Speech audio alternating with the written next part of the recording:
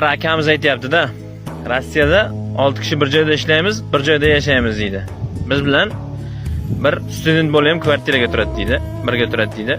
Kunlardan bir kun shu 6 ta kishi deydi, baliq yeymiz dedik deydi. Kechqurun baliq qovuramiz dedik-da, u bolaga ham telefon qilib, unga og'ir tushib ketmasin deb, bugun falonchi akang tushib qo'ydi, yebichar tekin, hech narsa qilmayki uka deb unga ham telefon qilib aytib qo'ydik deydi.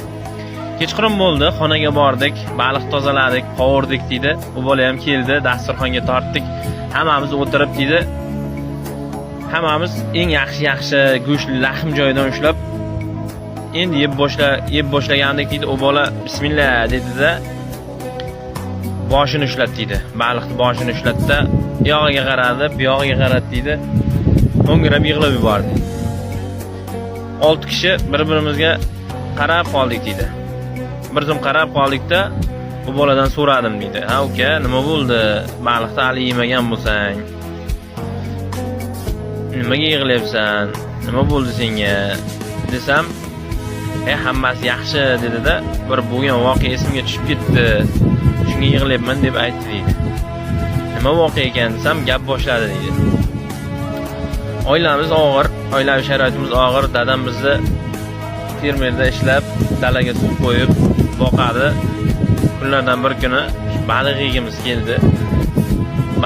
keldi. Dadam kechqurun qayerdandir baliq topib keldi deydi. Topib keldi, onam tozaladik, onam qovurdi deydi, dasturxonga tortdi deydi. Hammamiz go'shtli joyini olganmiz, dadam baliqning boshini yeyapti deydi. Yog'dan chiqarib boshini yeyapti deydi. Keyin deydi, onam bilan bu menga ber o'g'lim, men yey desa, yo'q, o'zim yeyman deb bermayapti. Men o'shanda baliqni eng shirin joyi boshi bo'lsa kerak, boshida go'sht ko'p bo'lsa kerak. Dadam o'shaning uchun qizg'anyapti. O'shaning uchun bermayapti deb dadamdan xafa bo'libman. Bugun deydi, o'sha vaqt dadam shu 2 yil o'tib deydi, 7-sinfligimda deydi, dadam deydi, vafot etdi deydi. Shu bugun deydi, dadam esimga tushib ketib, boshidan yeb ko'raychi, boshida go'sht qanday bo'lar ekan deb deydi. Boshini ushlasam, boshida go'sht yo'q ekan. Bir yeydigan, yaxshi mazza qilib yeydigan joyi yo'q ekan. O'shaning uchun yig'ladim aka deb aytdi. Shu gap bo'ldi, baliq yeyolmadik deydi. 6 ta kishi deydi, o'sha bolaga qo'shilib yig'ladik deydi. Yuraklarimiz ezilib ketdi deydi. Shunaqangi ta'sirlanib ketdim deydi. Men hayotimda bunday ta'sirlanmaganman. O'sha payt deydi, meni ota-onam ham esimga tushib ketdi deydi. Lekin deydi, men ota-onamni o'shanday o'ylamaganman deydi. O'sha boladay o'ylamaganman deydi. Bu bola deydi, shunaqangi chiroyli gapirib berdi deydi. Men deydi, o'sha payt men ham o'ylab qoldim deydi. Chunki meni ota-onam ham shunaqa yeganda yoshligimda deydi.